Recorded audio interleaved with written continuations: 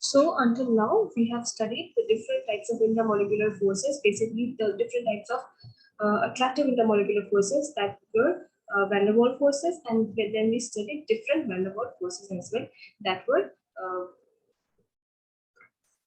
dipole-dipole interaction, dipole-induced dipole forces, and another one was the dispersion forces or the London forces. And then we studied this how these forces are proportional to 1 upon r to the power of n, right? So now, and also we studied about the hydrogen bond, and it is only applicable for certain atoms. Now we will be studying from 5.2, that is the thermal energy. So let us study what is thermal energy. So what do you understand by thermal energy? Thermal means heat, right? And energy is energy.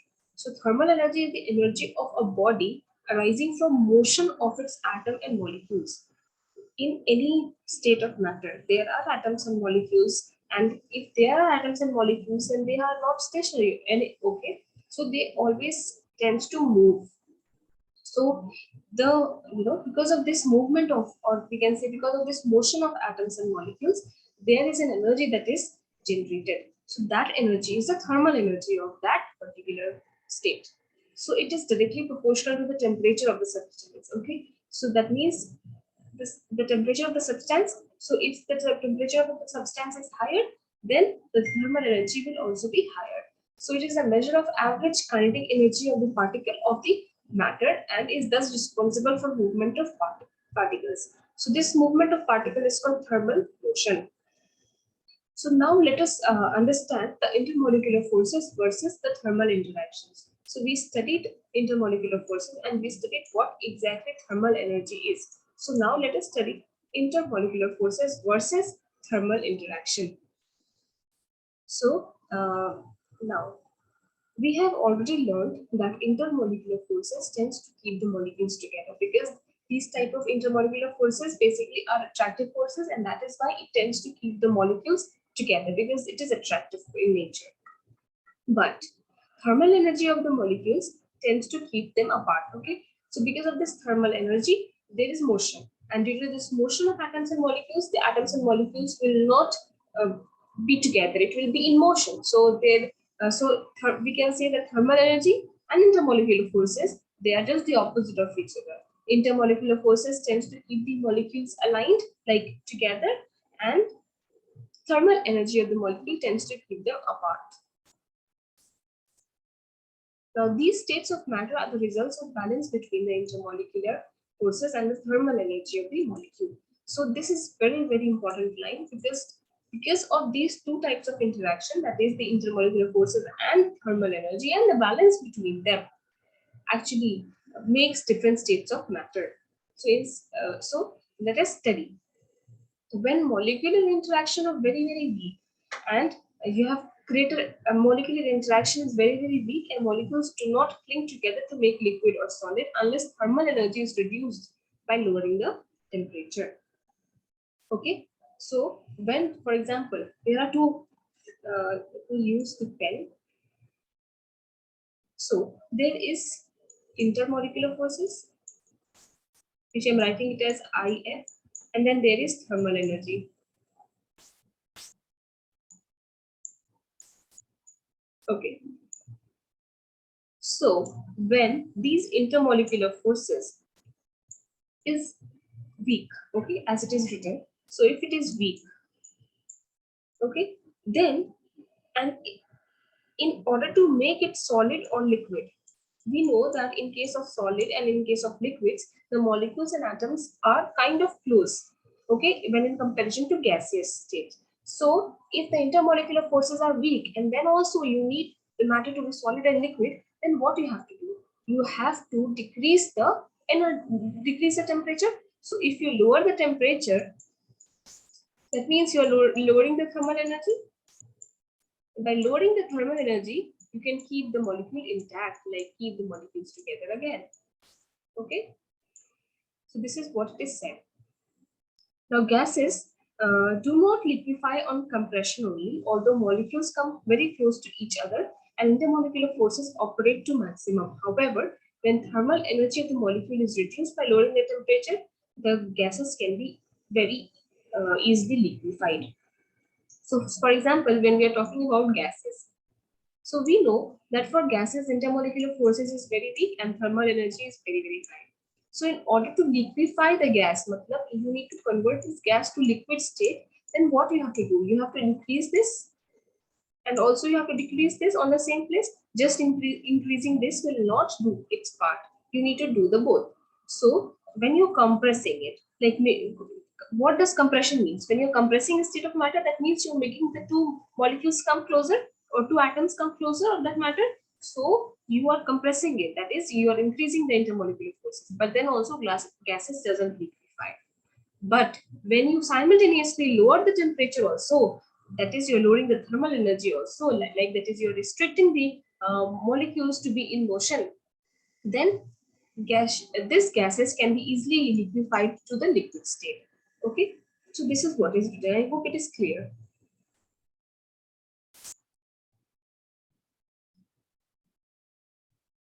However, okay, predominance of thermal energy and the molecular interaction energy of a substance in three states is depicted as follows. So, so this is very important, and I hope you understand this till now. So, gas, liquid, and solid. In order to have solid, what you should have? Predominant intermolecular interaction each time, and in order to have gas, you should have predominant thermal energy. So that is how it is depicted over here. So this arrow is increasing intermolecular interaction, and when the intermolecular interaction is increasing, gas is converting into liquid and is converting into solid. So you know, if when in case of highest intermolecular interaction, you will have the solid state of matter. And here, this arrow is indicating increasing thermal energy. And you can see when you are increasing the thermal energy, solid is converting into liquid, liquid is converting into gas. So how can you provide thermal energy to a state of matter? By increasing the temperature or by heating it simply, right?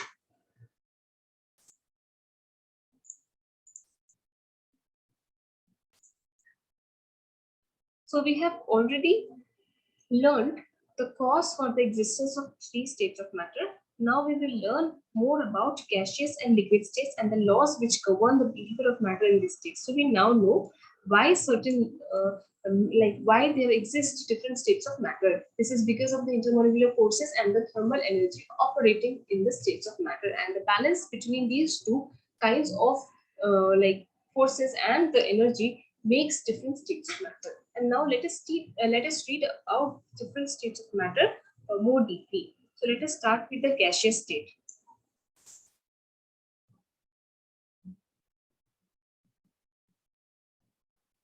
This is the simplest state of matter. Throughout our life, we remain immersed in the ocean of air, which is a mixture of gases. We spend our life in the lowermost layer of the atmosphere called the troposphere, which is held to the surface of the earth by gravitational force. The thin layer of atmosphere is vital to our life. It shields us from harmful radiation and also contains substances like dioxygen, dinitrogen, carbon dioxide, water vapor, etc. It is not that important, but we know that air, gas actually is very, very common, and it is the simplest state of matter. The most common example of the gaseous state is air because it is a mixture of gases. Let us now focus our attention on the behavior of substance which exists in the gaseous state under normal condition of temperature and pressure. Okay, so here in this section we will be talking about those substances that in standard temperature and pressure, like normal 25 degrees centigrade and pressure of 180 and exists in gaseous state. Okay. A look at the periodic table shows that only 11 elements exist as gases under normal condition, and those are obviously these noble gases: fluorine and chlorine, and oxygen and nitrogen and hydrogen. Okay, so only 11 elements exist as gaseous states under normal condition. Any You can actually make gaseous states of all the matters are possible at high boiling points, but at normal temperature and pressure conditions, only 11 elements out of all the elements of the periodic table exist in the gaseous state. So what are the various characteristic properties, or basically the physical properties of the gaseous states? So gases are highly compressible. You can easily compress the gases because the intermolecular forces intermolecular distance between the atoms in the gaseous states is very, very high. So you can compress it. For example, if the intermolecular distance will not be there as in solid, then how can you compress it? Okay, there is no chance of compression, but in case of gases, it is highly compressible. Also, gases exert pressure equally in all the direction, because in gaseous state, all the atoms and molecules are equally dispersed. Okay, for example, say container. You have a cylindrical container and you have filled the gases in it. So that container will so that gas will exert equal pressure in all the sides of the container, because all the atoms and molecules are equally uh, dispersed. Okay, so by pressure, I'm saying is that, so there are atoms and molecules in atoms, for example, in the gas. So these atoms, they have high thermal energy, and so that is why it has very high motion. So this motion, due to this motion, the molecules actually bombards all the time the container, and that is what the pressure is. And this bombardment, like this, um, striking of atoms to the container surface is equal at all the directions of the container, and that is why the pressure is also equally felt. Now, gases have much lower density than solids and liquid. Density we know, so density is also the amount of substance per unit volume, right? So gases will have the least density because the number of atoms per unit volume is very, very less in comparison to other states of matter like liquid and solid. And the volume and shape of gases are not fixed. Okay, it will take the shape of the container and volume. Container, okay, the volume and shape of the container. Gases mix evenly and completely in all proportions without any mechanical aid. You don't need to stir. For example, you are mixing to liquid, but you need to stir to make it uniform. But if you're mixing to gases, for example, helium and neon, you don't have to like mix using a stirrer or with your hands. It will mix like very easily and evenly and completely without any mechanical aid. Okay, because the atoms and molecules are so much fast moving, that is why it mixes very easily.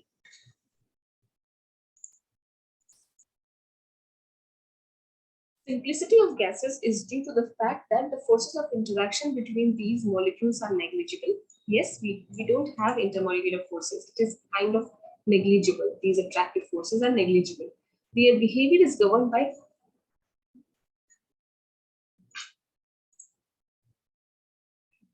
Their behavior is governed by same general laws which were discovered as a result of their experimental studies. These laws are relationships between measurable properties of gases. Some of these properties like pressure, volume, temperature, and mass are very important because relationship between these variables decides the states of gas. Now, interdependence of these variables lead to the formulation of gas laws, and let us now study the different gas laws that is applicable for all the types of gases. The gas law, which we will study now, are the result of research carried out on several centuries on the physical properties of gases. The first reliable measurement on properties of gases are made by Anglo-Irish scientist Robert Boyle in 1662. The law which he formulated is called Boyle's law. So by the term, it is very, very important. We need to understand what exactly the Boyle's law and other laws are. Later on, attempts to fly in air with the help of a hot air balloon motivated Jacques Charles and Joseph Louis Gay-Lussac to discover additional gas laws. So we have Charles' laws, we have Gay-Lussac's laws. All of these three laws we are going to study here. Contribution from Avogadro and other provided a lot of information about gaseous state. Now starting with Boyle's law, which is the relationship between the pressure and volume. Okay, so what do you think? If you increase the pressure of the gas, then the volume will increase or decrease. So if you're increasing the pressure of the gas, that is you're actually restricting the atoms and molecules to be restricted at some particular area and volume. So that means the volume will decrease when you increase the pressure. So on the basis of his experiment, Robert Boyle reached to the conclusion that at constant temperature, there are three variables per se. You have temperature, you have pressure, and you have volume, TVV. So in order to vary two variables, you need to keep one variable constant. So in case of Boyle's law,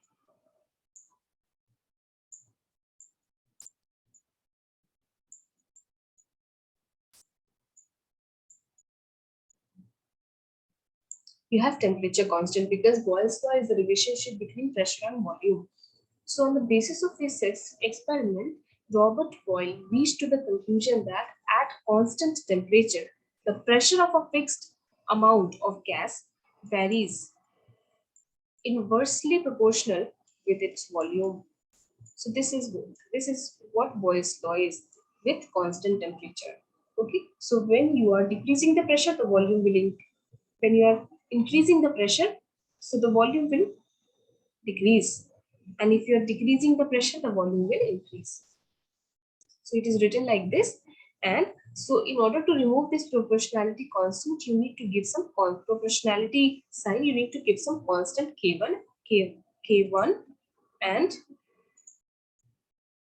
where k1 is the proportionality constant, and the value of constant k1 depends upon the amount of gas and temperature of the gas and the units in which pressure and volume are varied. Okay, so this k1 depends upon what and what. So this k1 is a constant. It depends upon temperature and also the amount of gas that you are considering. Okay, and on arranging the equation, you can easily put v there. So it will be p into v equals to k1. It means that at constant temperature, product of pressure and volume of a fixed gas is constant. Okay.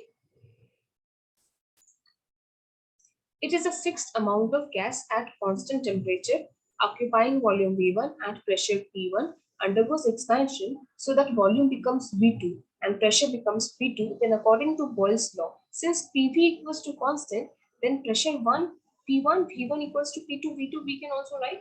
Okay, so we are considering at any point of temperature is constant, then a product of pressure and volume of that particular gas is also constant. So for example, now we are considering same gases at different pressure. So its volume will also be different. So if the first gas we are considering has pressure P1 and V1, and the second gas, same gas with different pressure will have P2 and V2 volume.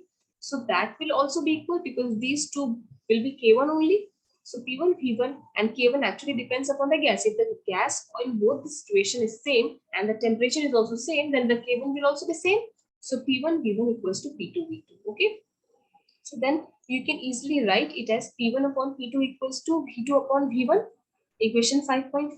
And when you are writing it like this, then you can easily draw a graph also. So you can also easily draw the graph. So this is P and this is V. We know that pressure is inversely proportional to that of volume. So you will draw the 1 upon X graph. So this is the 1 upon X graph. Okay, so when you have highest pressure, you have the lowest volume.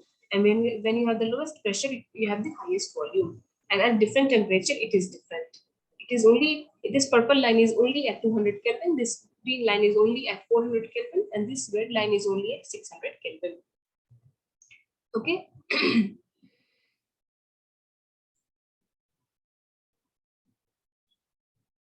And for example, and when you are drawing this same graph with P versus not V, but P versus 1 upon V. So P is inversely proportional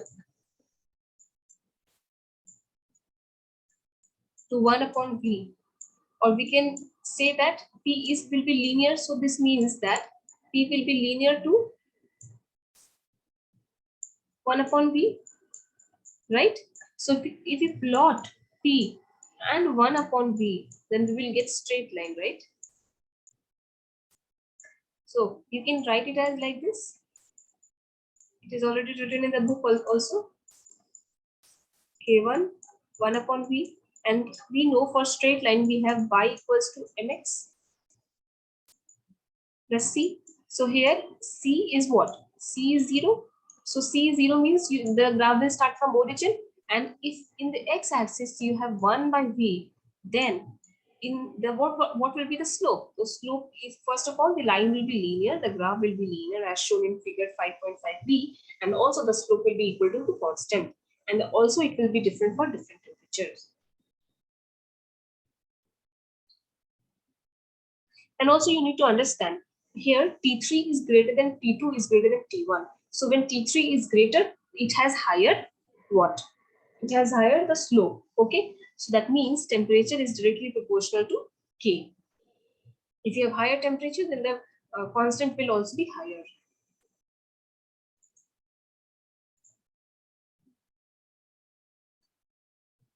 Figure 5.5 shows two conventional ways of graphically representing Boyle's law, and it is very important. Everyone needs to learn this. Figure 5.5a is a graph of equation 5.3 at different temperatures. The value of K1 for each curve is different because for a given mass of gas, it varies only with temperature. Now, each curve corresponds to a different constant temperature and is known as isotherm. So at constant, it is a plot at constant temperature plot. So it is also called isotherm. So this graph is also called isotherm in broader sense because plots are, this graph is plotted on at constant temperature. Higher curves corresponds to higher temperature. So if you're increasing the temperature, then so it should be noted that volume of the gas doubles if the pressure is halved. We know that it is inversely proportional, so it has to have follow this. Table 5.1 gives effect of pressure on volume of 0.09 mole of carbon dioxide at 300 Kelvin. Table 5.1. So this is table 5.1, and here it is given the effect of pressure on volume of this amount of gas at temperature. So temperature and amount of gas is fixed. Okay. So now, if you are increasing the pressure, the volume of the CO2 is decreasing, right? And if you're increasing the pressure, 1 upon V is also increasing, right? And that is why these curves. Figure 5.5p represents the graph between P and 1 upon V. It is a straight line passing through origin. Origin because y equals to mx plus c. Here c is constant. I already showed you. However, at higher pressure, gases deviates from Boyle's law, and under such conditions, a straight line is not obtained in the graph. So when the pressure is very, very high, then there is deviation. But in this graph, there is no deviation is shown here. It is just written, okay? This at very, very high pressure, this straight line becomes a curved line. So that any gas at very, very high pressure doesn't really obeys Boyle's law, deviates from it. And under such conditions, a straight line is not obtained, okay? As it is shown in the graph. Now, experiments of Boyle's law. So, experiments of Boyle is a quantitative manner prove that gases are highly compressible because when a given mass of a gas is compressed, the same number of molecules occupy a smaller space. This means that gases becomes denser at higher pressure. Okay. A relationship can be obtained between density and pressure of a gas by using Boyle's law. We know density is equals to mass upon volume, right? So,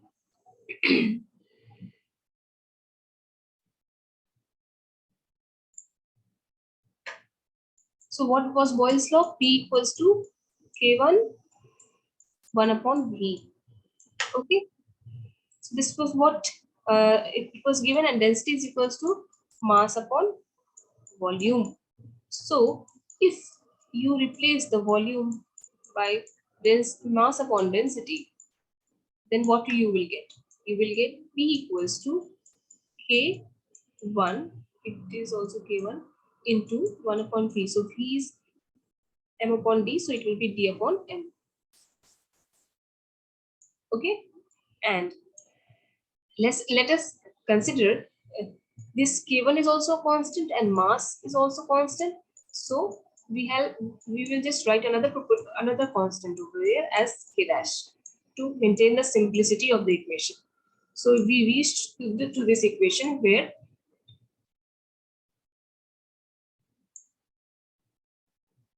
pressure is equals to K dash D, or we can also write it as D equals to another constant K double prime P, because it is anyways a constant if you put it here or you put it here. So 1 upon K prime is also a constant, right? So density and pressure is directly proportional. So if you are increasing the pressure, the density will also increase, and that is, so this shows the constant temperature pressure is directly proportional to the density of the fixed volume of gases. So this is also explained by Boyle's law only by just redoing some things. Now let us go to problem number 5.1. Here it is a question. So a balloon is filled with hydrogen at room temperature. So you have temperature constant. Okay. If it will burst if pressure exceeds zero point 0.2 bar. So if you increase that inside the balloon, if you increase the pressure greater than zero point 0.2 bar, then it will burst. Okay. And if at 1 bar pressure, the gas occupies 2.27 volume. So up to what volume can the balloon be expanded? Okay. So now what is given here? Very simple question it is. So it is from Boyle's law, because it is everything is given at room temperature at constant temperature. So it is the question of Boyle's law. Now it is given one pressure is given. Okay. So P1 is given, which is zero point 0.2. Okay. This is the maximum pressure the balloon can exert, and you need to find out the maximum volume the balloon can be expanded up to. Okay, so you need to find out the volume at pressure V1 at pressure P1, and another pressure and volume thing is given. So it is given that when pressure is 1 bar, then the volume exerted by the same gas is 22.27. So you need to find out V1. So V1 is the maximum volume up to which the balloon can be expanded. So it can be easily found by P1 V1 equals to P2 V2.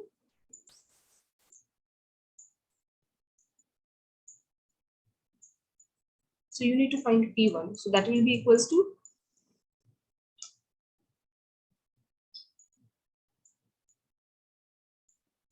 2V2 upon P1, and you need to put all the values here, and then you will get the answer in liters.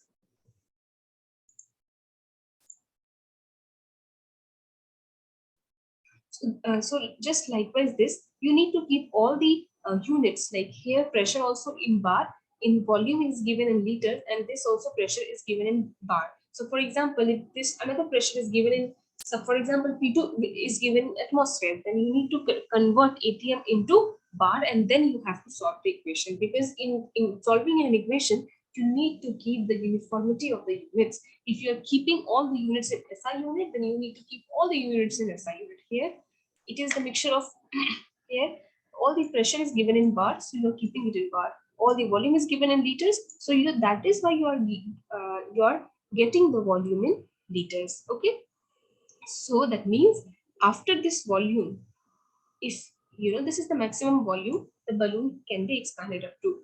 If it is if you increase the pressure from zero point 0.2 bar, then this balloon will also burst. So Charles' law is the second law after Boyle's law, and this we will be studying in the next lecture. So till now, I think I'm clear with the this chapter and this. So thank you.